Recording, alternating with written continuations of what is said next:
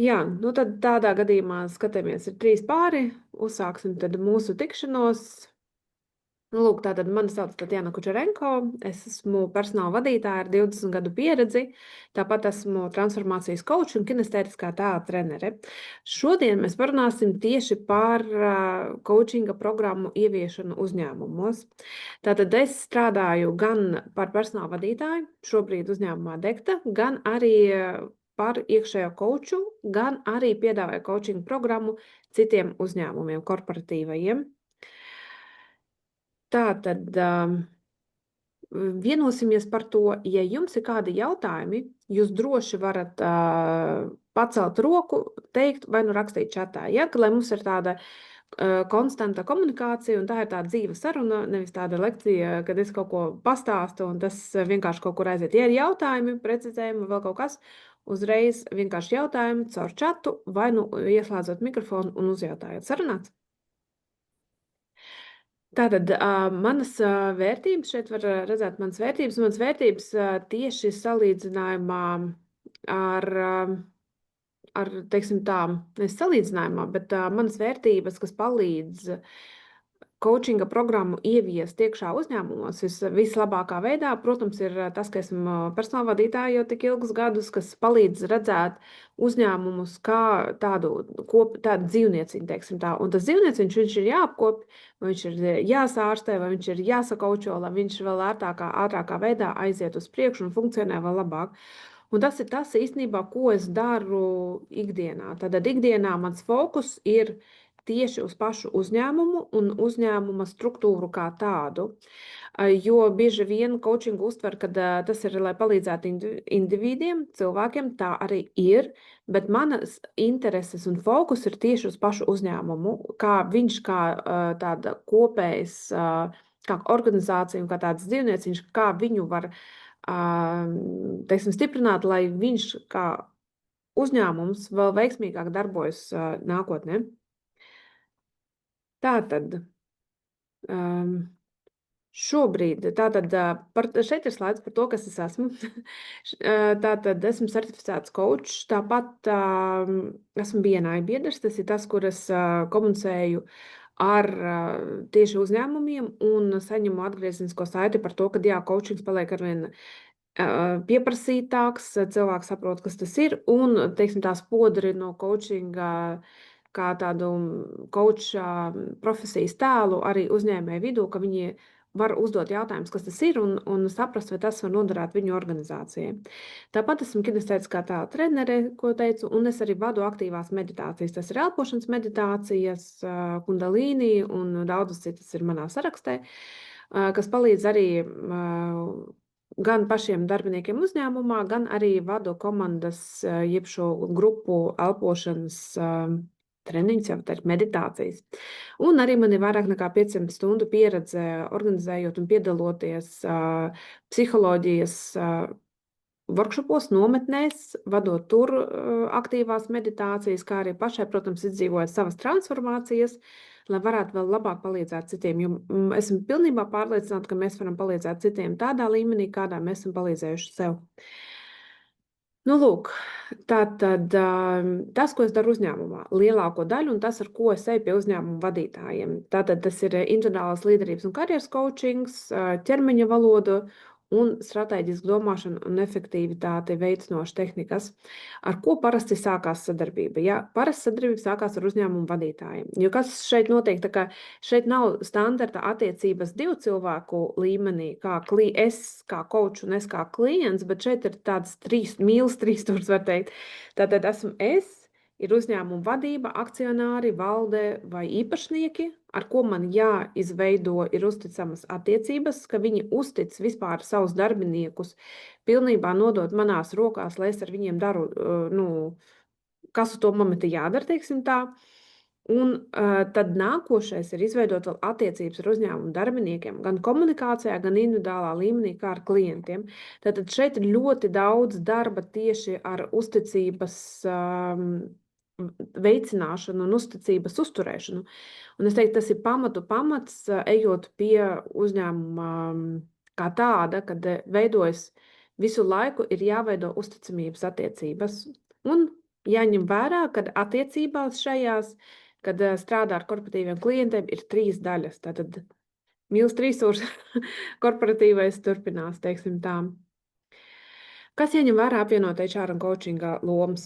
Tas ir pats interesantākais, jo ņemot vērā, ka es esmu pilna laika darbinieks un HR loma man ir pamatā, un es pastāstīšu vairāk par to uzņēmumu, kā apvienot šīs lomas šeit uzņēmumā, jo citos uzņēmumos esmu vienkārši vairāk coach nekā kas cits, un līdz ar to tad, tur tās lomas tik ļoti daudz nav jāapvieno. Bet vienalga, tur ir savas nianses, par kurām pastāstīšu tūlītās. Tātad diezgan strikts lomu sadalījums. Tas ir pašā pamatā. Tātad ir strikts lomu sadalījums, komunicējot ar uzņēmumu īpašniekiem, valdi un vadību, un saprotot, ar kādā lomā es pie viņiem esmu, ka es neesmu personāla vadītāja, vai es neesmu darbinieks, bet esmu tieši coach. Un tad no tā punkta runājot, kā arī darbinieki ļoti bieži atnākot uz coachingu, viņi cenšas dabūt to HR pieredzi, konsultāciju un to informāciju, kas ir ārpus coachinga jomām, lomām un atbildības. Tātad viņi grib saņemt kādu konsultāciju, nezinu, tas var būt kā amatu aprakstu veidot, kā pārtraukt darba attiecības vai vēl kaut ko, un līdz ar to tad šeit ir jānodala jau katras sesijas sākumā par to, no kuras lomas es pati runāju un kas viņiem ir iespējams no šīs sarunas aiznest mājās, teiksim tā. Tad ir liels punkts, teiksim tā, nodibinot uzticamības attiecības ar uzņēmumu īpašniekiem, valdi vai akcionāriem, tiek nokomunicēts, un man tas ir ierakstīts arī līgumā kā punkts, kad, ja darbinieks izlēma aiziet no darba coachinga procesā, tad es kā coach, pirmkārt ievērot konfidencialitāti, es neko nesaku vadībai, par visu, kas notiek coaching sesijās, protams, paliek konfidenciāli, bet ja darbinieks ir izlēms iet prom, tad man ir jāpalīdz viņam pēc iespējas labākā un organiskākā veidā no tā uzņēmuma arī aiziet un atrast iespējas atrast labu darbu ārpus.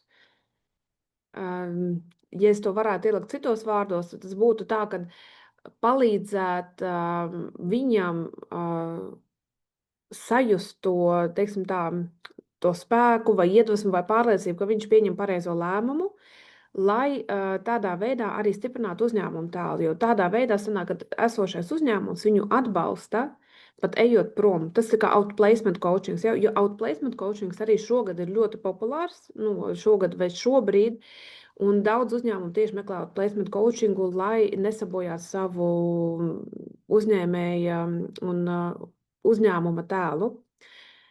Tātad, un nākošais, kas jāņem vērā, ir konfidencialitāte atskaišu sagatavošana uzņēmuma vadībai. Šeit ir tā, ka, lai kā arī izveidot un kas nebūtu aprakstīts līgumā, vadība, gribot, negribot, ir momenti, ka viņi cenšas izdabūt kādu informāciju par to, kas ir runāts coaching sesijā. Tā, kas tad tur ir, vai tur ies prom, vai tur neies prom, vai tā, un ko tad tur runā, un tā kā cenšas cauri puķiem uzdot jautājumus. Protams, šeit ir pati konfidencialitāte jāievēro, kas ir arī atrunāta līgumā. Šeit, bet grāmatvedībai ir jāpiestāda rēķins, protams. Līdz ar to vienīgā informācija, ko saņem uzņēmuma vadība, ir darbinieku vārds un uzvārds un diena, kad viņš ir bijis uz coachingu. Nekāda vairāk cita informācija netiek nodota uzņēmuma vadībai. Nākošais, kas ir tieši uzņēmumā, šeit iekšā konkrēta vieta, kurā notiek tikšanās. Tātad man ir darba vieta, kur es esmu kā personāla daļas vadītāja, un tad man ir atsevišķi galds ar krēsliem un ar skaistu skatu pa logu, kur klienti var vērot mākoņus un vispārējo. Tātad tīri fiziski tiek samainīta vieta. Kad es apsēžoties tajā vietā esmu tikai coach, tur nenotiek HR sarunu. Un cilvēkiem arī tas kaut kā uzreiz samaina to domāšanu, ka ja mēs esam citā vietā, sarunas notiek tikai par coachingu, mēs izrunājam par konfidencialitāti, mēs izrunājam par to, kā viņiem gājas iepriekšējās sesijās, un pilnīgi nekas netiek runāts par darba vietu un vidi. Citreiz darbinieks to aizskar, pastāstot, kas viņiem ir, bet tas ir tikai kā daļa no coachinga sesijas, nevis saruna kā ar HR. Un tas arī tiek atgādināts laiku pa laikam. Nākošais darbinieku mērķu sinhronizācijas ar uzņēmumu mērķiem.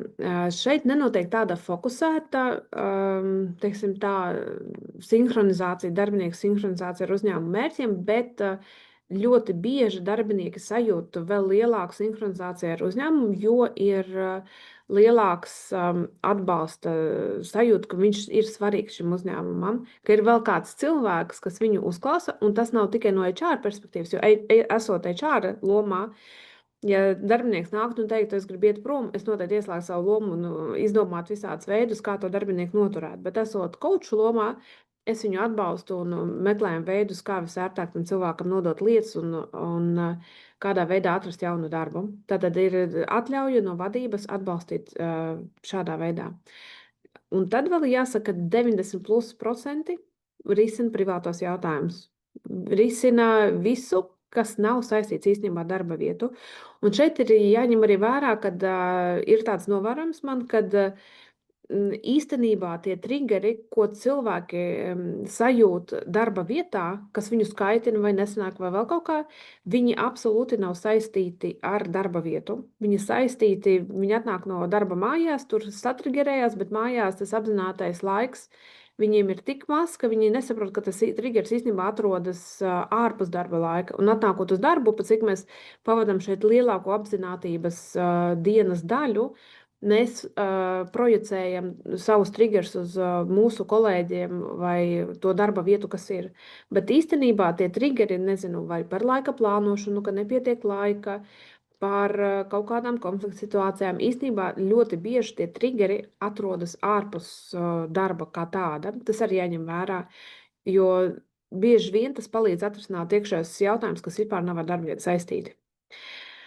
Lūk, un vēl ļoti svarīgi, ka pašam attīstīties un uzturēt apzinātības līmeni, apzinoties, kurā lomā es esmu, ko daru, no kuras lomas es runāju, un tāda augsta līmeņa pašrefleksija, kas sesijā gāja, kurā virzienā un kāpēc, ko var uzlabot, un ka visu laiku būtu tādā vienkārši apzinātība. Es zinu, ka tas vārds ļoti bieži ir izmantots, bet vienkārši esot apzinātībā un saprotot, kur es atrodos un kāda mērķa labā es ko daru, tad sanāk tās sesijas novadīt vislabākā veidā. Jo, kā es jau iepriekš minēju, tad mans fokus ir tieši uz pašu uzņēmumu kā uz sistēmu un struktūru. Nākošais slaidiņš. Tad rezultātu uzņēmumam. Tas, kas ir saņemts feedbacks atpakaļ no pašiem uzņēmumiem. Tātad samazināt darbinieku rotāciju un izdegšana. Tas ir no pašiem darbiniekiem savākts feedbacks, jo ir tā, ka pirms sākam sesijas jau vienmēr ir jautājums arī vadītājiem vai uzņēmumu īpašniekiem, kā mēs mērīsim rezultātus. Tātad tas, kā es šobrīd mēru, tas ir mēs uztaisam aptauju sesiju sākumā, jeb pirms sesijām, tad mēs novadam konkrētās sesiju daudzumu un mēs uztaisam aptauju pašās beigās. Un tad ir vienošanās, ka sesijas, protams, ir konfidenciāli, bet to, ko pats darbinieks uzraksta pirms tām sesijām un pēc tām sesijām, protams, viņu painformēt, ka tā informācija tiks nodota vadībai. Un tas ir tas, kā mēs mēram, piemēram, vai samazinājusies izdegšana vai aizskaitinātība, vai mērķu skaidrība, vai var sasniegt to, ko jaunā pozīcijā vispār no viņa prasa. Ja? Un ļoti daudz tādu feedbacku, kas parāda, ka tas palīdz darbiniekam uzņēmumā justies vēl labāk un komfortāk. Un samazināt darbinieku rotāciju, piemēram, uzņēmumu, kur es šobrīd esmu, darbinieku rotācija samazinājās līdz pat nedebīgi zemam, teiksim tā, ja. Ja IT uzņēmumos tur var būt 12 līdz 20, pat līdz pat 40%, tad šeit ir tikai 7. Un tas arī ir viens no tādiem aspektiem, kas palīdz redzēt, ka cilvēkiem patīk tur, kur viņi ir, tur, kur viņi tiek uzklausīti un tur, kur viņi tiek atbalstīti. Tātad paliek top talanti un HR atbalsts un emocionāls slodzes mazināšana. Šis feedbacks ir tas, ko es saņemu no citiem uzņēmumiem, Jo, ja paskatās, tad īstenībā uz HR pleciem ir uzlikta loma, ka viņi būs tie, kas izklausīs psiholoģiski, kam tur kaķītis nomirs un kas tur tā mērķus nevar sasniegt, nu, kam var atnākt izventilēties vai paraudāt, bet īstenībā, ja tā paskatās, tad HR tomēr ir par sistēmas uzturēšanu, nevis par šādu atbalsta sniegšanu. Lūk, jā, tad lojalitātes pieaugums un darba devēja tēla stiprināšana šeit ir tieši tas šķiršanās no darbiniekiem moments, kad darbinieki aiziet ar tādu labu sajūtu, kad viņi tiek atbalstīti arī tad, kad, piemēram, viņi tiek atbrīvoti un saņem coaching sesijas, kā sagatavoties jaunajam posmam un jaunajam darbam, tajā, ko viņi noskatījuši, vai kas vēl nav noskatīts, bet tikai būs. Lūk, jā, un profesionāla tēla un ietekmes komunikācijas attīstība te ir vairāk arī par to, ka tad, kad uzsākās coaching sesijas vai coachinga programma, tiek ļoti daudz salīdzinoši darbiniekiem komunicēts gan kā kopumu, gan pa departamentiem atsevišķi, gan arī individuāli. Ja, jo tas, kas noteikti būtu jāpiemina, ka notiek komunikācija visos līmeņos un ar pilnīgi visiem darbiniekiem uzņēmumā. Tātad šeit ir uzņēmumi, ar kuriem es sadarbojos. Tas būs prezentācijā vēlāk arī redzams. Bagātai, jā, tas ir no manas prezentācijas vienkārši, ko es eju pie uzņēmuma vadības. Tātad šeit ir diplomi, dažādi gan transformācijas coachings, gan coachings, gan traininga, gan arī personības tipoloģija, ja, tad ir certifikāti. Un turpinām sarunu. Tātad, varbūt, ka jums jau uzreiz ir kādi jautājumi. Vineta. Jā, man ir jautājums par aptauju pirms un pēc. Jautājums ir, kā jūs vienojaties ar vadību par kritērijiem, par tiem, ko jūs iekļaujat tos jautājumus vai aptaujas kritērijiem? Tātad es izveidoju, un es izveidoju viņa, teiksim tā, no savas galvas apziņas, un tas, kas man iekšā, teiksim tā, ir tie jautājumi, kas nāk. Tad es tos jautājumus sārakstu, uztaisu aptaujas formā un nosūtu vadībai uz izskatīšanu, vai viņi piekrīt, ka šādi jautājumi tiek uzdoti. Arī tāpatās visi komunikācijas ēpasti, jo man ir tā, ka es nokomunicēju sākumā ar vadību, tad visi komunikācijas ēpasti ar darbiniekiem es nosūtu vadībai uz saskaņošanu, lai viņi zina, kas tiek komunicēts, un arī visāda veida aptaujas vai formas un tā tālāk. Vienalga, pirms es tālāk komunicēju, es vienmēr saskaņoju ar darba devējiem. Tad, ja, piemēram, 1-2 jautājumus. Jā, aptauju. tad kāda situācija šobrīd ir, ja, piemēram, tas feedbacks, ko esmu saņēmis no uzņēmuma vadības, kad darbinieki ir ļoti izdeguši vai neredz iedvesmu tā tālāk, tad novērtē savu, teiksim tā, noslodzi vai kā tu jūties uz šodienu, tur no 0 līdz 10, piemēram. Kas ir tas, kādā veidā, teiksim, mēs sākumā uztaisim vispār tādu aptauju, kā uzņēmums var atbalstīt, un tad dažādi jautājumi. Piemēram, pēdējā bija par izdegšanu. Tur bija ļoti daudz jautājumu par izdegšanu. Un tad tur bija jautājumi uzdoti tieši vairāk par izdegšanu. Vai cilvēks vispār jūt to izdegšanu? Vai ir kas mēģināts, kas to novērš? Vai ir kādi citi apstākļi uzņēmumā, kas to vidi padara netik foršu, kā gribētos? Ko vispār uzņēmumā gribētos? Mainīt tieši vidē, attieksmē vai noslodzē. Ja? Tas atkarībā, kurā uzņēmumā kas ir svarīgākais. Jo bieži vien, ko ar to aptauju arī iegūst, ka bieži vien vadībai ir viens priekšstats par to, kas notiek tajā kolektīvā, kas ir aktuālais jautājums, piemēram, izdegšana vai noslodze, bet īstenībā ir kaut kas absolūti cits brīžam parādās. Jo vadība vadās no tā, kuri no darbiniekiem pie viņiem atnāk un pasūdzās.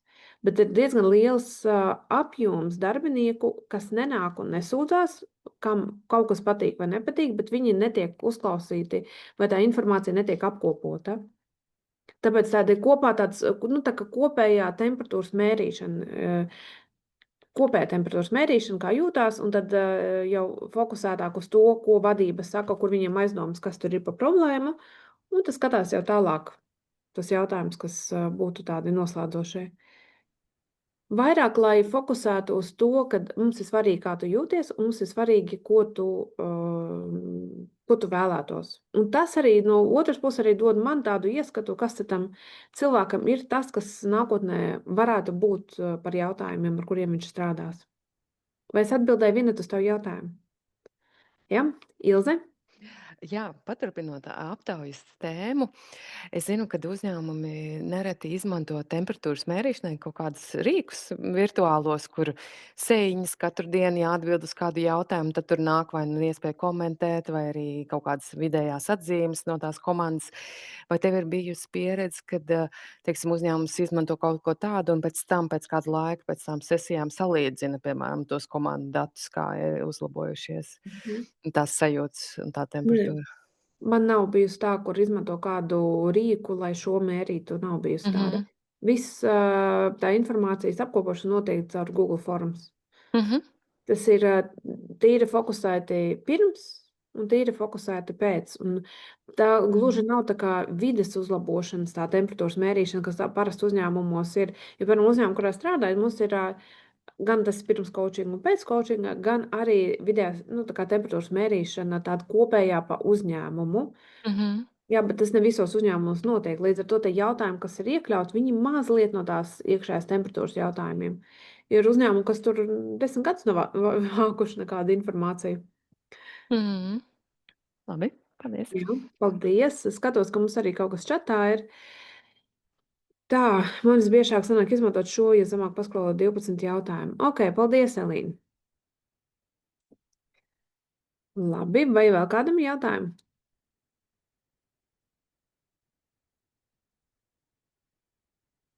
Kristam? Jā, sveiki, es atvainojos, ka es esmu bez kameras. Man tāds praktiskais jautājums par pašu to izvēli, kuri būs tie kolēģi, kuri nāks uz tām sesijām. Jā, šis ir ļoti labs jautājums. Tātad tas, ko es piedāvāju, ir coachings kā wellbeing programma. Tad fokus ir uz pilnīgi visiem darbiniekiem ar pilnīgi visiem jautājumiem, kas viņiem ir uz sirds. Tas, kuram vajag, tas var nākt. Ir vēl arī opcija, tas, kas pats nepiesakās, to nosūta vadītājs. Un pasaka, kas ir tas jautājums, kas viņam būtu nepieciešams. Piemēram, uzņēmums, kurā strādāju, ir, kad mums ir 360 review, un pēc 360 review, ja darbiniekam ir nepieciešams izstrādāt attīstības plānu, tad tur nosūta vadītājs. Jā, es tieši par šo domāju, vai tas ir tāds pipu. Tas ir abos virzienos. Es piedāvāju tieši nevis vadītājiem, līderiem vai sievietēm, vai kā. Es piedāvāju to kā wellbeing programmu, tā kā at general. Kādi jautājumi ir, kā jūs teicat, kā fokus ir uz uzņēmumu struktūru kā tādu, tieši nevis kaut kādu cilvēku grupu vai cilvēku mindset grupu.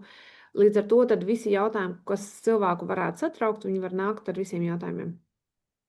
Un tad kā tādā situācijā notiek tā sasinhronizēšana ar uzņēmumu?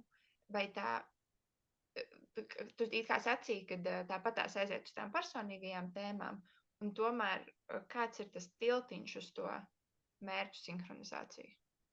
Jā, tas atkal ar uzņēmumu mērķi. Ja uzņēmums mums ierakstīs mērķī, ka viņam ir svarīgi darbinieka rezultāti un labbūtība un tā tālāk, tas var viens no uzņēmuma mērķiem. Bet pats galvenais, ka cilvēks jūtas iedvesmots pēc tam turpināt savu darbu. Un, teiksim tā, lojalitāte, prieks un sasaiste ar pašu uzņēmumu ir daudz augstāk, ko var izsvecināt no beigu anketām.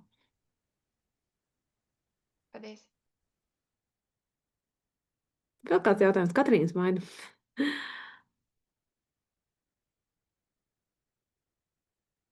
Nav. Labi, tādā gadījumā, ja nevienam nav jautājumu, es domāju, ka mēs tad varam slēgt. Krista, klausos? Jā, piedošana. Es vēl tikko par to onboardinga samaksu samazinājumu aizdomājos. Varbūt var nedaudz padalīties vairāk. Jā, tieši tā. Tātad, pat cik darbinieki, tas, ko es novērēju uzņēmumu, kur es strādāju, rotācija ir samazinājusies līdz pat ļoti zemam. Tātad līdz ar to mums nenotiek jaunu darbinieku uzņemšana, jeb šo rotācija. Un onboardingā izmaksu samazinājums nozīmē, ka mums nav viņa jāapmāc, mums nav citi darbinieki jānoslogo ar viņa laika tērēšanu, ko viņi var veltīt uzņēmuma mērķu sasniegšanā uz jaunu cilvēku apmācību, kas iespējams pēc pusgada vai pāris mēnešiem aizietu prom. Līdz ar to tā ir tāda darbinieku resursu lieka tērēšana. Un ja mēs to pārvēršam naudas izteiksmē un paskaidām, cik daudz stundas cilvēki velta darbinieku onboardēšanai, tad tās ir tiešās uzņēmuma izmaksas. Es šito nozagšu, paldies. Lūdzu, var ņemt, jā. Jo jebkurš darbinieks, kur mēs pieņemam un kas mums tomēr nenoderēs, mēs ieguldam viņos apmācību, enerģiju no vairākiem departamentiem un cilvēkiem, kas reāli tajā laikā varētu sēdēt un pildīt vienkārši savus tiešos pienākumus. Un arī mijiedarbība starp darbiniekiem ir daudz labāk, ja viņi, protams, ilgāk strādā kopā. Vineta? Jā, iedomājos vēl jautājumu. Jūs minējāt, ka jūs arī piedāvājat coachinga programmu citiem uzņēmumiem. Jā. Vai es pareizi saprotu, ka šeit iet runa tikai par individuālajām sesijām, nevis coachinga, piemēram, kultūras ieviešanu uzņēmumā vai coachinga domāšanas, coachinga pieejas ieviešanu uzņēmumā? Jā, tātad šeit notiek coachinga ieviešana tieši kā wellbeing programma. Un šeit es nevadu grupas coachinga sesijas, un es nevadu apmācības, kā ieviest coachinga domāšanu. Tā ir tieši kā wellbeing programma. Tas, kas uzņēmumiem ir bijis, un teiksim tā, es arī fokusējos uz tiem uzņēmumiem, kas ir iepriekš pamēģinājuši psihoterapijas, piemēram, tā kā apmaksātu uzņēmumiem. Un līdz ar to viņi daudz atvērtāki, lai pieņemtu šo coachinga domāšanu. Un, protams, vadības līmenī notiek coachinga domāšanas, tā kā switch, viņi sāk domāt mazliet vairāk par coachingu, kas zinu, kā viņu vislabāk izmantot, bet nenotiek apmācības iekšēji tieši coachinga domāšanas attīstībai. Es redzēju arī, ka Ilzei bija pacelt roku.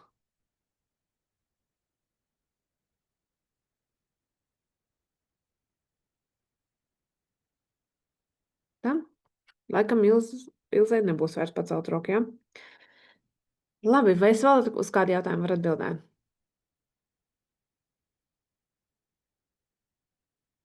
Varbūt Tatjana, kādi varbūt lielākie izaicinājumi? Lielākie Kāpēc uzņēmumi varbūt nevēlas, kas ir viņu bailes, kas tas varētu būt? Varbūt var pakomentēt.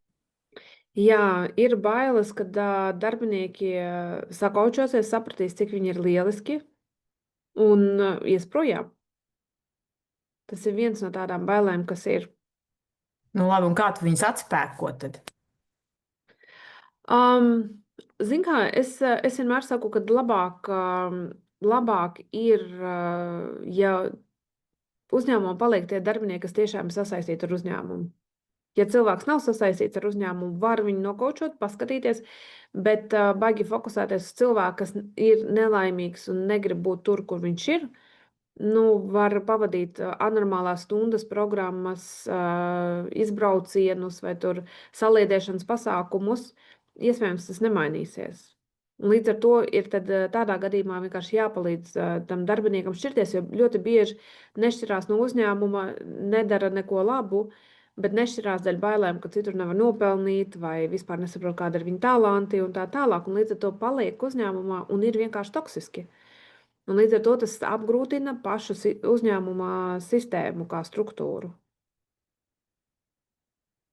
Un vēl otrais izaicinājums, ja tā var pateikt, ir citreiz, kad vidēja līmeņa vadītāji, tad, kad sāk just, kad padoties zem viņiem, sāk palikt spēcīgāki, apzinātāki un teiksim tā, saprotoši, ko viņi vispār var un sāk darīt vairāk, tad citreiz ir tā, ka izaicinājums, lai tie vidēja līmeņa vadītāji neuztver to kā draudus viņa pašu pozīcijām.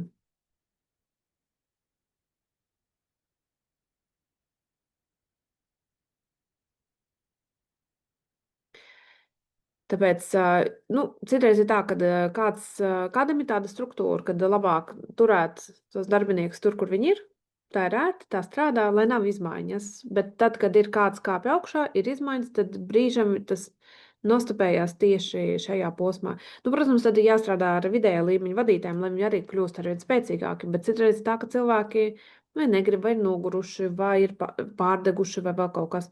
Līdz ar to tas jāskatās tādā kopējā sistēmā. Ok, paldies. Es vēl vienu uzdošu jautājumu. Es saku, nav jautājumu.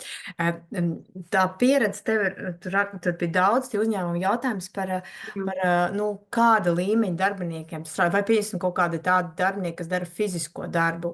Vai tev ir pieredze, kā viņiem coachings ir, šī programma, es nezinu, kā viņu sauc, kā viņi darbojās ne ar kaut kādu augstu līmeņu vai biroja darbiniekiem, bet tieši ar tādiem, fiziska darba veicējiem. Jā, paldies par šo jautājumu.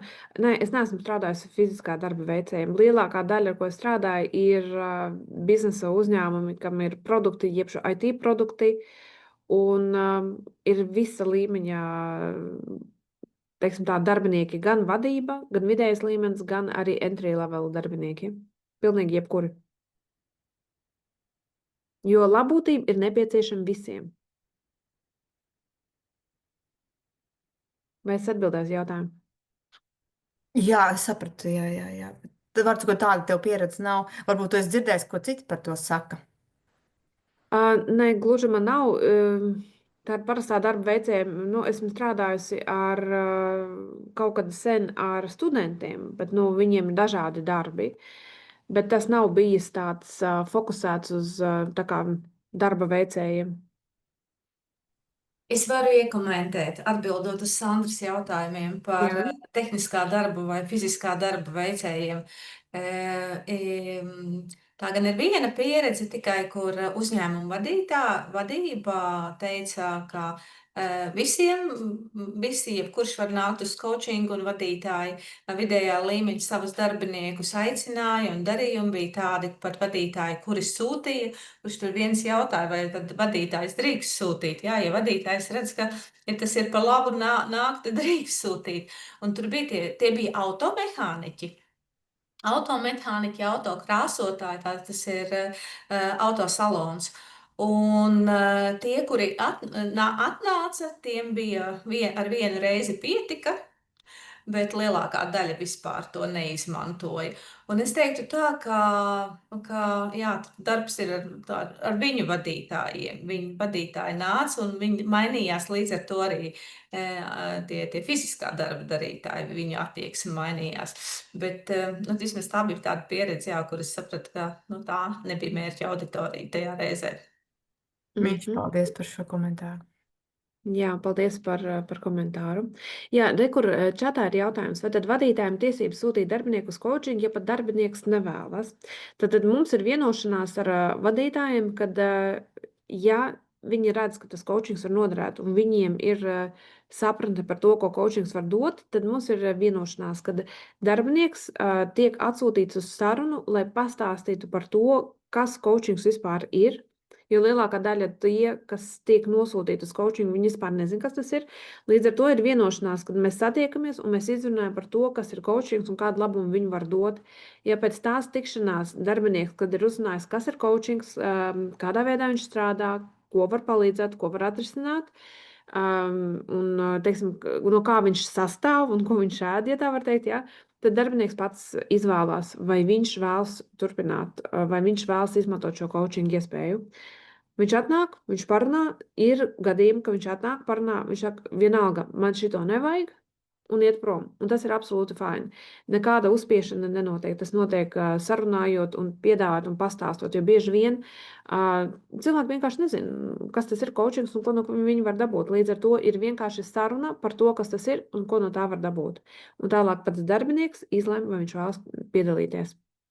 Paldies, Karim, par jautājumu. Krista? Jā, es ielikšu piggybackot no šī jautājuma. Un ja tas fokus ir, man ir iesēdies tas vārdu savienojums darbinieku mērķu sinhronizācija ar uzņēmumu, Jā. tad Jo es zinu, ko es psiholoģiskajā vienošanā stāstu kā potenciālo ieguvumu coachingam. Kā tas varbūt izklausās citādāk šajā vidē? Tā.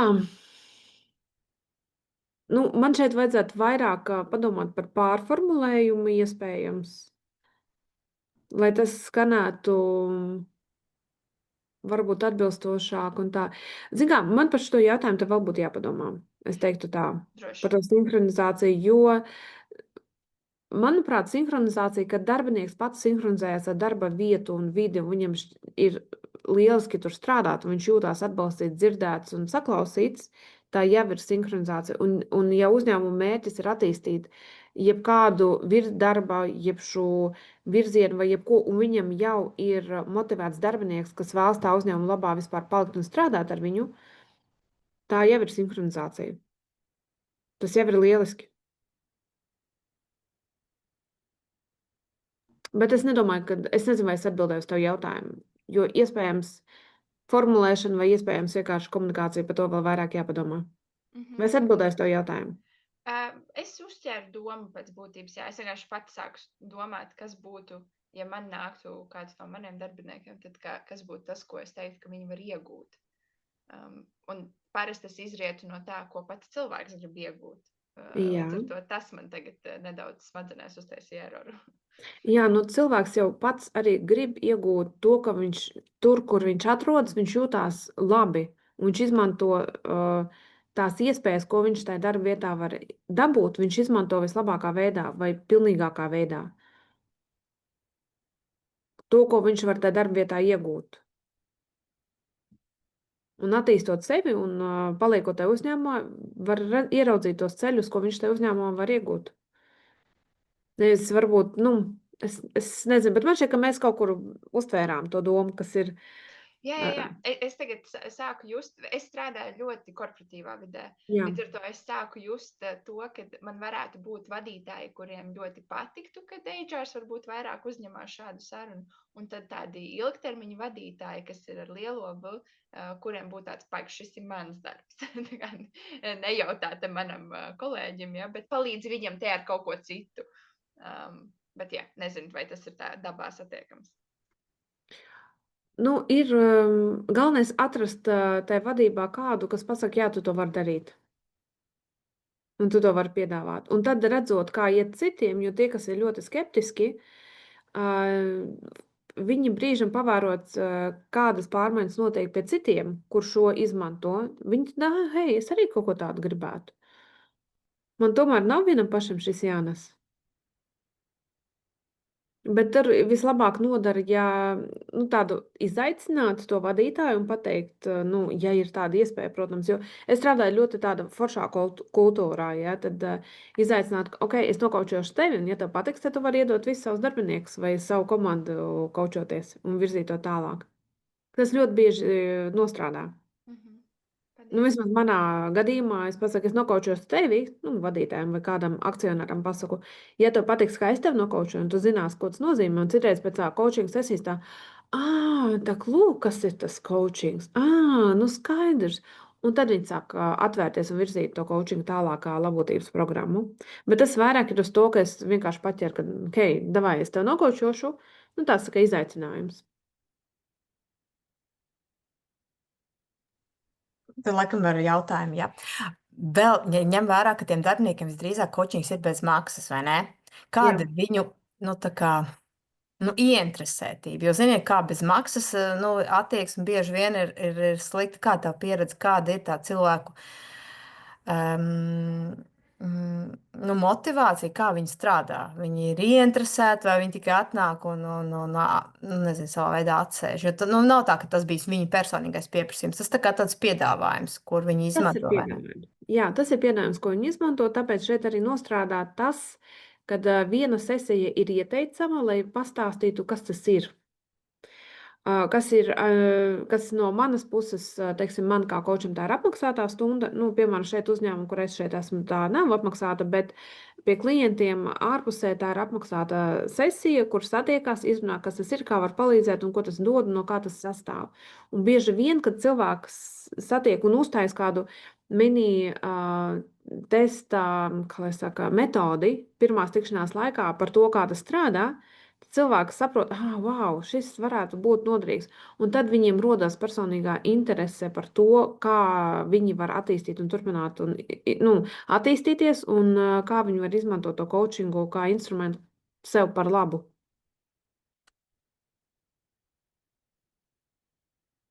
Vai es atbildēju uz to jautājumu? Jā, paldies. Jā. Es pirms tam arī redzēju, ka Vinetē Saulītē un Ilzē bija roka pacelta, bet kaut kur pazuda tās rokas. Pēc būtības man šeit jau atbildēja tas, kas man ienāca prātā, kad bieži vadība var domāt, sāks kočoties darbinieki, viņi aizies prom. Un no tā viņi baidās visvairāk. Bet es sadzirdēju, un es arī tam piekrītu, ka vai viņiem vajag šāds darbinieks, kuri ir gājēji jebkurā gadījumā, vai ne? Un tieši tā, kā viņi grib veidot to uzņēmumu kā dzīvu organismu, kur katrs cilvēks ir savā īstajā vietā, un tas ir viņiem noteikti daudz izdevīgāk. Jā, un tas bieži vien arī nostrādā kā selling point. Jo īstenībā jau uzņēmuma vadītāji vai vidēja līmeņa vadītāji, viņi jau zina, kur ir tie darbinieki. Vienkārši, viņi tā kā, dzīvot ar to var, zin kā, tas tā kā... Viņi baidās visvairāk no tām zvaigznēm, ka tie aizies, ka tie atradīs kaut ko varbūt labāk apmaksātu vai kaut ko tādu. Tā kā viņi no tiem vērtīgajiem resursiem arī baidās šķirties. Zin kā, citreiz kritiskie punkti uzņēmumā nemaz nav tās zvaigznes, bet kādas funkcijas izpildītāji, kas vienkārši to nastu nes un viss tas uz viņiem turās, kas pat nav zvaigznes. Un tad brīžam tādi pat klusie darītāji, viņi ir, par viņiem ir lielākā baža īstenībā. Jā, piekrītu. Jā. Ja, paldies, Ilze. Vai Vinetē Saulītē bija jautājums? Vismaz rokas redzēju paceltu. Nē, es laikam nebiju laicīgi nolaidu uz to. Viss kārtībā. Paldies, jā. Viss kārtībā, viss lieliski. Labi, kāds būtu vēl kāds jautājums vai diskusija?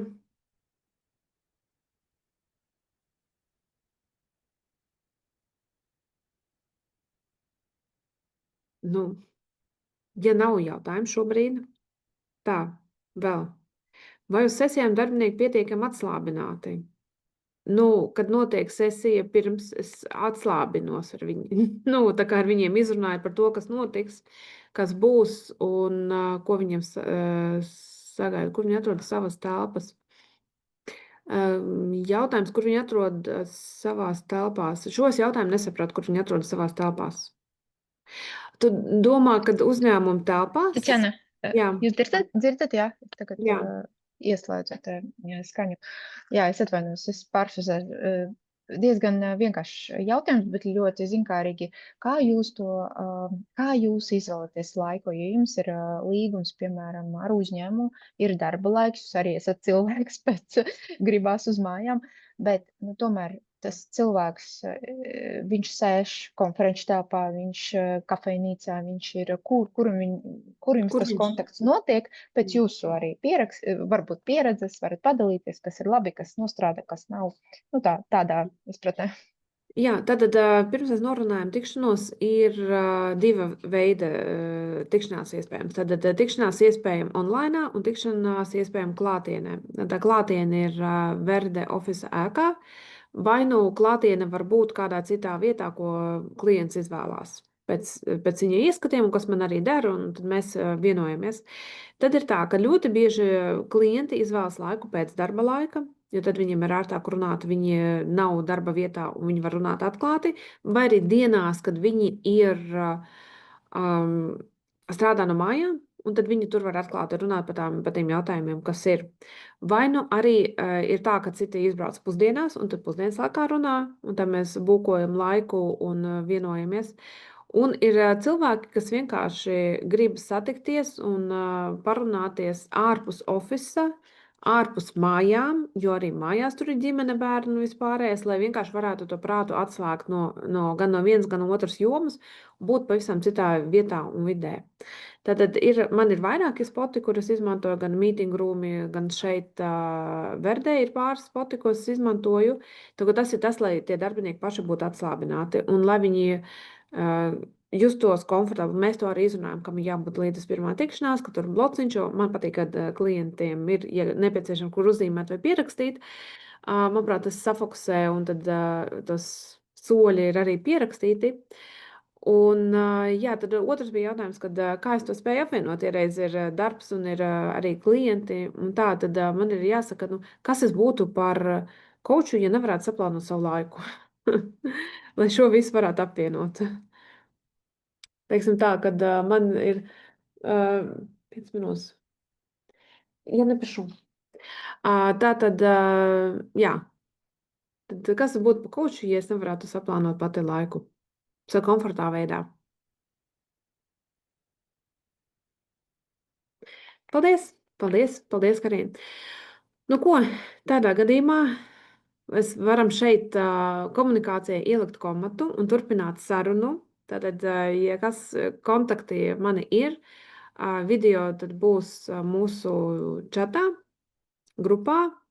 Un, ja ir kādi jautājumi, arī pēc šīs tikšanās droši varat rakstīt arī man privāti. Es noteikti atbildēšu uz visiem jautājumiem un palīdzēšu, teiksim tā, atbalstīt tos, kas arī virzās uz korporatīvo vidi. Ja jūs vēlaties virzīties korporatīvo vidi, tad droši sazināties, padalīšos ar tips un triks, kas būtu noderīgi tieši tajā procesā un momentā, kas jums ir svarīgi, lai tur ietu, jo tas ceļš man jau ir tā uz turienu mazliet iestaigāts, tad es arī varu kaut ko padalīties un palīdzēt jums to ceļu arī iestaigāt uz korporatīvā vida coachingu. Tā kā liels paldies visiem! Esam uz kontaktiem, turpinām sarunu. Atā! Paldies! Paldies! Paldies! Tad, ja tev ir preference, vai tev raksta WhatsAppā vai LinkedInā vai e-pastā? Labāk WhatsAppā, tā ir visērtāk. Labi, paldies! Mēs jau esam visi WhatsAppā, tur visērtāk var ātri sasniegt visus. Jauki, paldies, jauku vakaru! Jā, paldies, tā!